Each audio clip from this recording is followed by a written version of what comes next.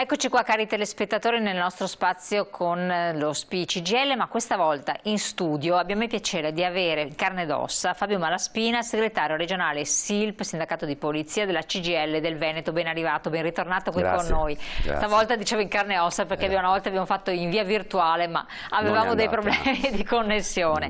Ed è sostituto commissario alla questura di Venezia, quindi operativo e sul campo. Per dire che cosa? Che quello che ci racconterà, consigli per le persone anziane, sono dettate da un'esperienza profonda, maturata in anni e anni di lavoro e di grande attualità, per cui non è una persona che non ha contatto con la realtà, no, ci lavora costantemente, perché poi i segretari sindacali della polizia sono persone che lavorano, vero? Assolutamente. Lavorano costantemente e hanno a che fare con la realtà. E la realtà che cosa ci dice? Ci dice che, rimanendo il tema specifico dei reati predatori e le truffe nei confronti dei cittadini e dei pensionati, quindi delle fasce della popolazione sicuramente più debole, hanno subito forti incidenze e forti aumenti anche ad esempio nel periodo della pandemia, anche nel 2020, che ha conosciuto sicuramente una forte riduzione dei reati dettati dal blocco della circolazione. Anche quelli nei confronti degli anziani, truffe in presenza o truffe anche online o via telefono, pur avendo registrato una diminuzione, comunque nel confronto sono comunque aumentati. Quindi è un tema che noi ci prestiamo molto volentieri nella collaborazione che ormai abbiamo da oltre 10 anni con lo SPI CGIL, con il quale ovviamente c'è piena sintonia culturale e politica, e diamo una mano per quello che siamo in grado di fare. O incontrando gli anziani nelle leghe, oppure in situazioni come queste provare a raggiungere con dei consigli che sono nella loro elencazione, poi vedremo, sono sostanzialmente anche molto semplici, talvolta pure banali, eppure tutti questi fatti di cui andremo poi a fare un breve elenco accadono quotidianamente nelle varie parti d'Italia, quindi non è tempo sprecato ripeterli e tornarci sopra anche con un filo di ironia, sperando che non capiti a nessuno. Esatto, mi piace il filo di ironia, però voi non dovete prenderla con ironia, dovete prenderla grandemente, seriamente, attenzione. Certo. Allora, bisogna difendersi, difendiamoci. Io direi anche dalla regia se possiamo mettere in onda questa slide, perché sembra impossibile, ma veramente bisogna tutelarsi, difendersi con grande attenzione, quindi informazioni corrette e soprattutto per cercare di stare il più sicuro e sereni possibili. Al come affrontare la quotidianità, partiamo dalla situazione in casa, che è il luogo dove adesso siamo costretti, e gli anziani soprattutto, segretario, sono costretti a stare o dovrebbero stare. Più degli altri, ma anche come gli altri, sicuramente. Beh, anche qui i consigli sono quelli classici, però sicuramente tenere le porte di casa chiuse con le chiavi dalla parte interna ma non inserite, ad esempio, cioè togliere, magari dare un giro di chiave e poi togliere la chiave. Togliere la chiave. Togliere la chiave, perché lasciare la chiave inserita, qualora il malfattore sia dotato di una certa tecnica e di certe strumentazioni, gli consente di infilare un filo che poi di fatto gli consente di girare la chiave in senso contrario. Quindi chiudere la chiave e togliere le chiavi. Ecco. Sicuramente la catenella, lo scrocco, qualcosa che aiuti a dare un secondo elemento di chiusura, e che è chiaramente utile nel momento in cui magari girando la chiave per aprirla e aprendo un po' la maniglia, comunque rimane la famosa catenella che ti consente magari di osservare, di vedere la persona che si presenta all'uscio, soprattutto nei condomini, soprattutto nei piani rialzati. Cosa diversa può essere magari un'abitazione privata, e quindi accertarsi fisicamente di chi è alla porta, ed eventualmente, come poi vedremo, alcuni soggetti si presentano o come appartenenti alle forze di polizia piuttosto che usano tante strategie, poi le vediamo. Comunque tanto questo è proprio quello, e quindi chiaramente non lasciare le chiavi sotto lo zerbino quando si esce. Questo penso sia ormai da superare ampiamente. In molte zone, soprattutto quelle rurali, dove ancora resiste una sorta di solidarietà, di conoscenza reciproca, molti lasciano la casa con la porta aperta, non è il caso assolutamente di farlo. Caspita, no, non lasciare la porta, questo assolutamente, anche se un giardino... evidente, ma non va fatto. Esatto, non ho fatto benissimo a dirlo, però è vero. Poi tra l'altro se si esce di casa, quello vedevamo anche appunto nella prima slide, lasciare dei segni come se si fosse in casa, no? La luce accesa, certo. la televisione. Se uno si assenta per un'ora, 2 ore, perché non lasciare una luce accesa in casa? Quando chiaramente ciò abbia un significato, quindi di sera o dico di notte, lasciare un televisore acceso, cioè dare l'impressione che la casa è abitata, esatto. C'è vita. Questo sicuramente può non bloccarli completamente, può non dissuadere del tutto in questo caso il ladro, perché talvolta entrano con le persone in casa, magari entrano dal seminterrato e la famiglia abita, sta pranzando, sta cenando al piano superiore. Anche questo non è un elemento che ti mette totalmente al sicuro, ma può aiutare, perché poi un ladro di fronte a un'abitazione buia e chiusa e un'abitazione con luci accese, un televisore che va, sicuramente punta prima su quella chiusa. Chiaro, chiarissimo. Beh, magari dotarsi di antifurti, qualche cosa, costano anche poco. Assolutamente sì, rispetto a 10-15 anni fa ora un antifurto è estremamente più economico, è molto più, sono anche da un punto di vista realizzativo, non richiedono lavori di taglio dei muri, inserimento di canalette e quant'altro, ci sono a batteria, wifi, piuttosto, sì, con la possibilità poi di vedere, di essere remotizzati, per cui se non è magari l'anziano, però le immagini potrebbero essere girate su un tablet, su un smartphone del figlio, che allora anche a distanza può comunque dare un occhio all'abitazione dei genitori con genitori presenti, certo. Chiaramente lo può fare anche quando i genitori sono in vacanza e quant'altro, però si può fare, basta essere d'accordo, chiaramente si può controllare l'abitazione a distanza. Questo è importante. Vediamo un po' la slide successiva, che dice un'ovvietà che però non è tanto ovvia, perché si tende a lasciare segnali a destra e a manca, così anche ai vicini, chiacchierando, parlando a voce alta, di quel che si fa, e quindi tutti sanno da quando a quando stai via, dove vai,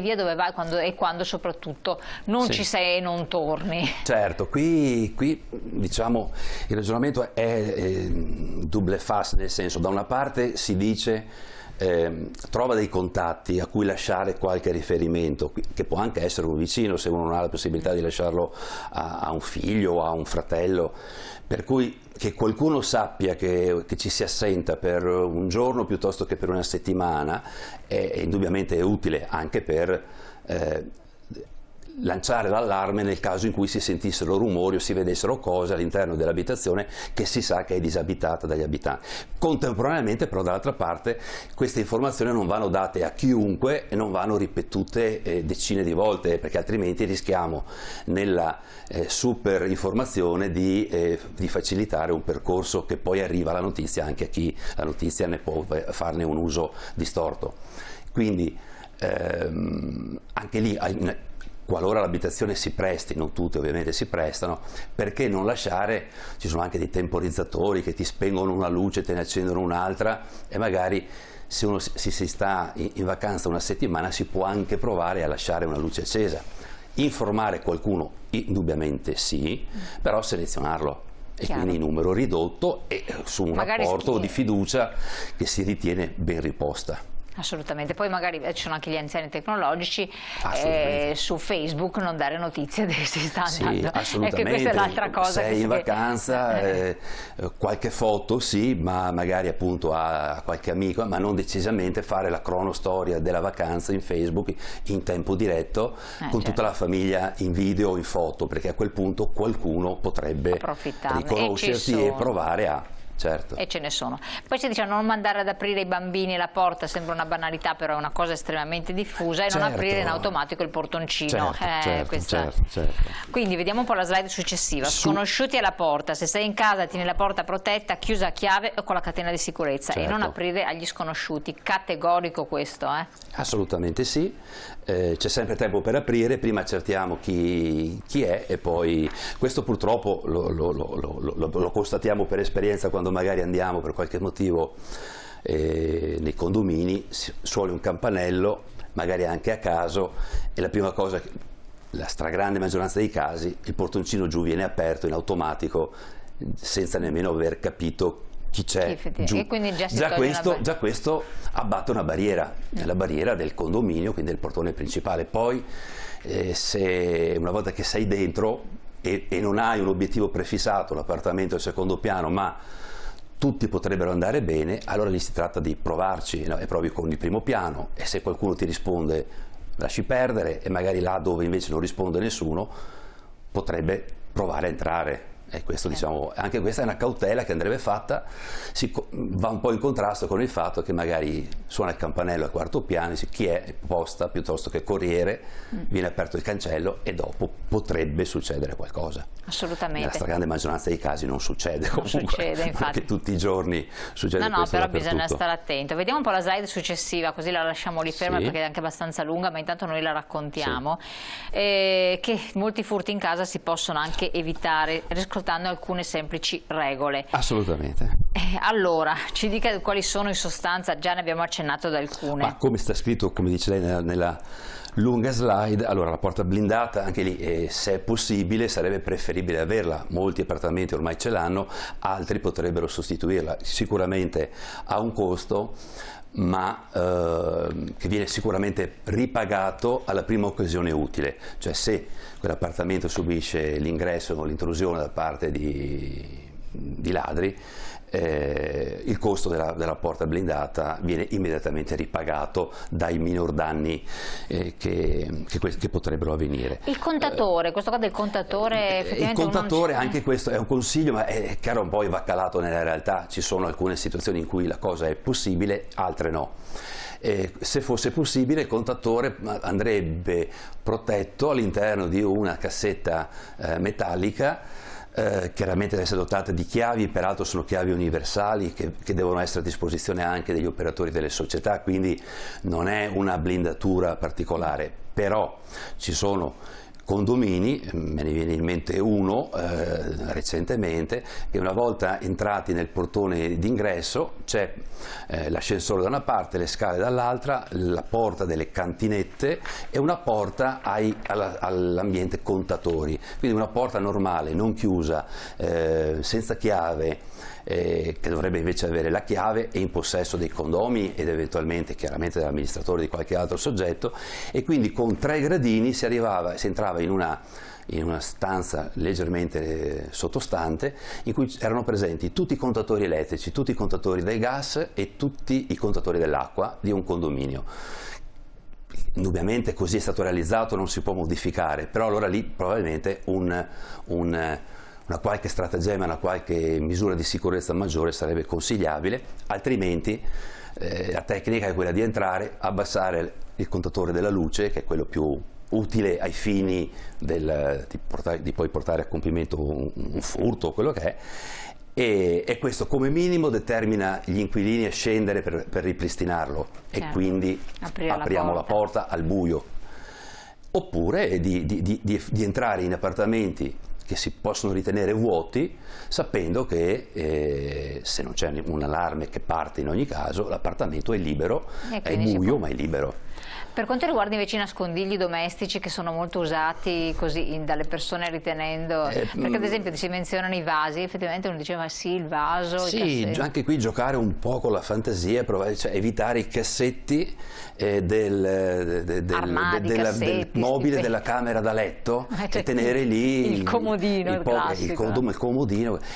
Detto questo, e quindi perché non nascondere in cucina dietro i barattoli del caffè, dello zucchero, qualcosa che abbia un significato, cioè inventarsi un attimo di idee. Stare anche attenti. La camera da letto è la stanza da tenere, in cui conservare meno possibile denaro, oro e quant'altro, proprio perché già è la stanza dove loro come dire, puntano per primo.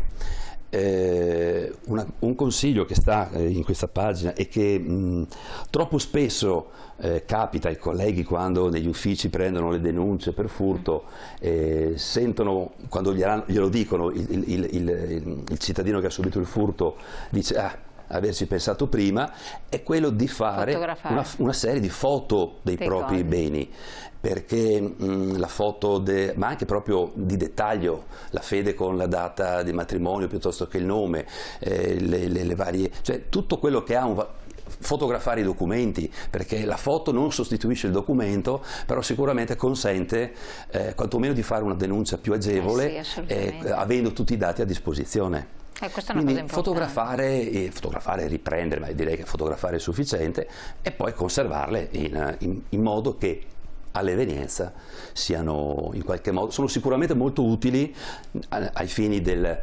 indagini, anche perché quando gli uffici di polizia recuperano refurtiva, solitamente mettono nei giornali delle comunicazioni per cui chi ha subito dei furti può presentarsi al commissariato tot dalle alle, presentarsi con la denuncia, ma accompagnata anche dalle foto dei propri oggetti, mette anche noi nelle condizioni di, come dire, sentirci veramente in grado di restituire il tal bene all'effettiva persona proprietaria. Ma poi un'altra cosa, se magari si nascondono in casa chissà dove soldi o cosa, è bene che almeno una persona della famiglia estranea alla persona che l'ha fatto ne sia a conoscenza, perché succede che poi queste cose non si ritroveranno mai più, oppure quando si cambia la valuta, anche